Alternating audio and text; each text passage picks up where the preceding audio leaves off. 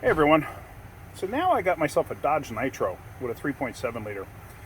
It got towed to me from another shop. Now, it didn't get towed to me because they couldn't fix it. It got towed to me because the customer didn't trust what the other shop was telling them. I don't know if it was body language, if it was just the way they presented it, or whatever.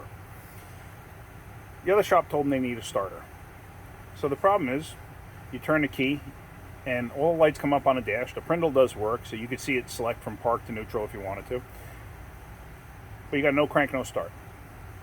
So what I did was I went underneath, I disconnected the trigger wire to the starter, and I ran a jumper wire. And I got the jumper wire running to underneath the vehicle, I'm going to show you that in a second, to where I can actually get to it.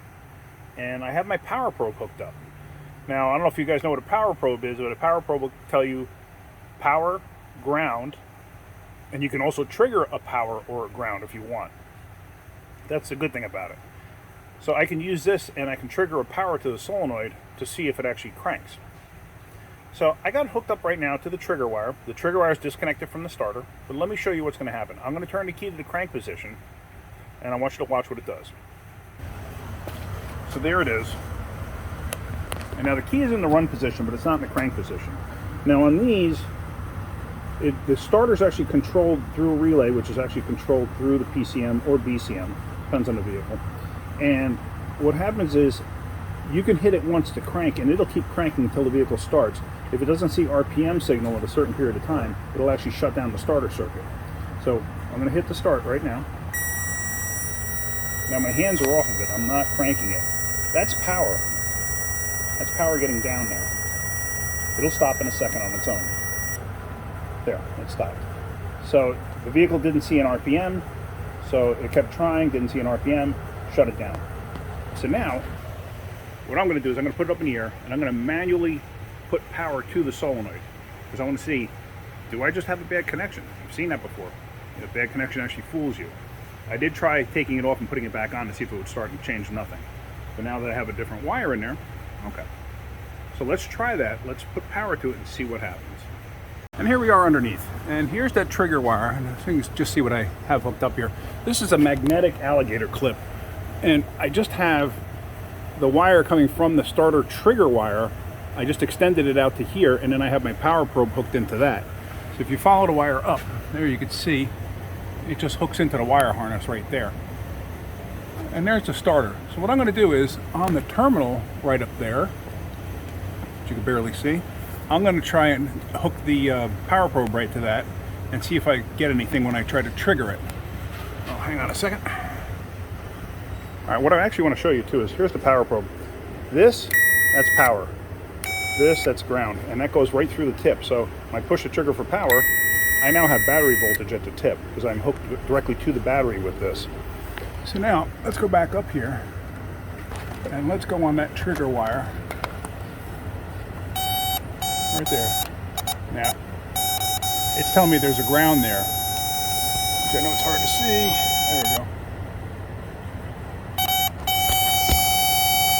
Let's see if I can focus a little better on that. Hold on a second. Move this out of the way. Okay, let me take that out. Try to focus on that a little better.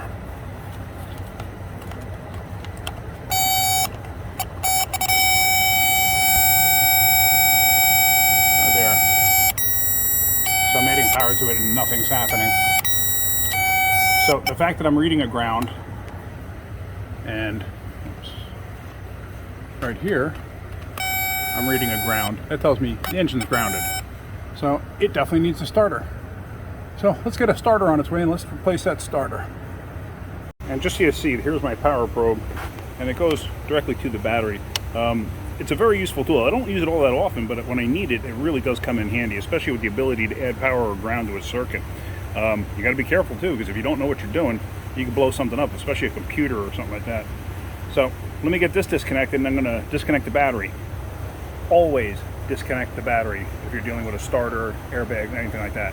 Always disconnect the battery. All right, so I got a starter on its way. It should be here shortly, so I'm going to start taking this one out.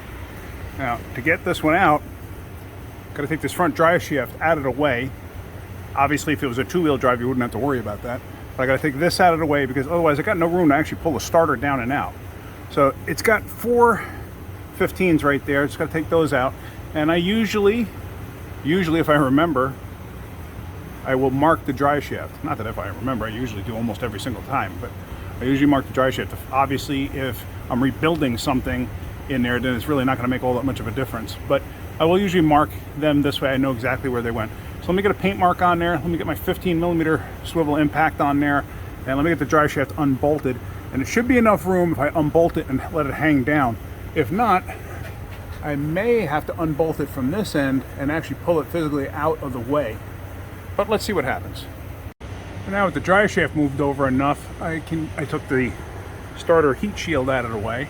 Now I can get the nut off the main power wire, and unbolt the starter and take that out. It shouldn't be a big deal. There's a 15 right here, and there's a 15 up top, which might be a little tighter to get to. Actually, yeah, actually it's right there.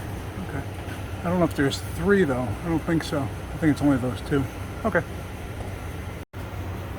So I went to go take the main battery cable off, and that's with my 1/4-inch drive ratchet. It snapped the lug right out of the starter. So, yeah. So, yay, fun. So now I'm going to have to grab that with vice grips to hold it so I can actually break it free and get it out of there. It's coming off. It's tight as all get out, though. As you can see, there's a gap in between there. So it is coming out. It's just very tight. Alright, so I got the starter out. It was pretty simple. Really no big deal. And if you look here, I already cleaned this off. And I've told you that in the past. Whenever you're changing a starter, always clean that off. Make sure you got a good contact point. I've seen people put it together and they got corrosion and everything else on there. How good is that possibly going to be? So that's all done. And let's see. I got the old starter here. You can see the end just snapped right off. So I'm just waiting for the new one to get here. New one gets here, I'll throw that in. So like I said, it was only those 2 bolts. Really not a big deal whatsoever. So hopefully the new starter will be here shortly and I can throw that in. And here we have the new starter. Just going to tuck that up in place and go from there. Really no tricks or tips to doing this. Just lay it up in place like that and then get it up and in place into the tranny and catch the bolts. Really non-eventful in all honesty. Alright, so the wiring's all hooked up. Everything's the way it's supposed to be. On certain vehicles that have a bolt-on trigger wire, you got to be careful and make sure that the trigger wire isn't touching the main power wire. I've seen that happen where it's really close and for some reason it starts to touch or it arcs across or something and the thing starts cranking on its own. So you may, like I've gone out to a car that got towed in, it was just, as soon as you connected the battery, it just started cranking. And it was just because of that, because somebody had messed with the starter and the trigger wire was right up against the power wire. So something you got to be mindful of. These type that have the spade type connectors like that, you don't really have to worry about. So now I'm going to put this shield back in place, the heat shield that goes over the solenoid, and then I'm going to put the dry shaft back in place. There you go. Everything's in place. Dry shaft's in place. The heat shield's in place. So let's let this thing down, hook the battery up, and see if she starts.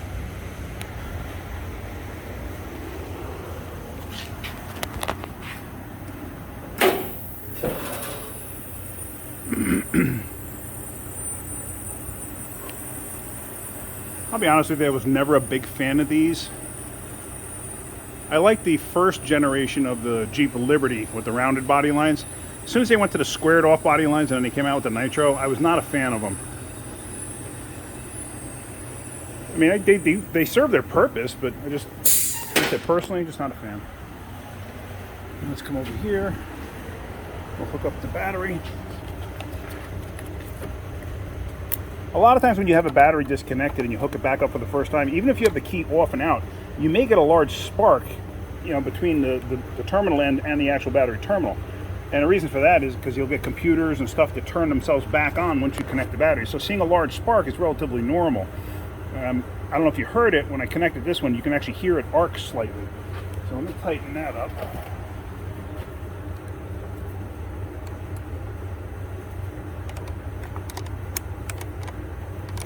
And it's not necessary to tighten these things up to the point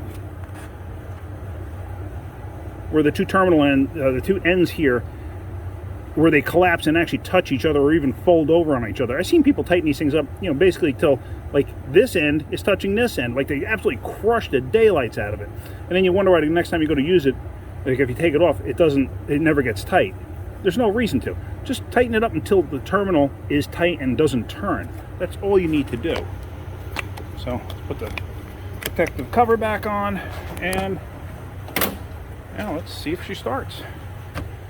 Judging by everything I did, I believe it will. There we go. All right. So that's a success. I'm happy with that. Person's in and out relatively quick. I mean, the grand total, what did that take me, an hour? Really not a bad starter at all to do. I've done a lot worse. I know a lot of people say, oh, that Cadillac starter, it's in the V of the engine, you know, under the intake manifold. Those aren't bad at all. I don't mind doing those whatsoever. They're not bad, really not. I've done way worse. Those are one of the easier starters.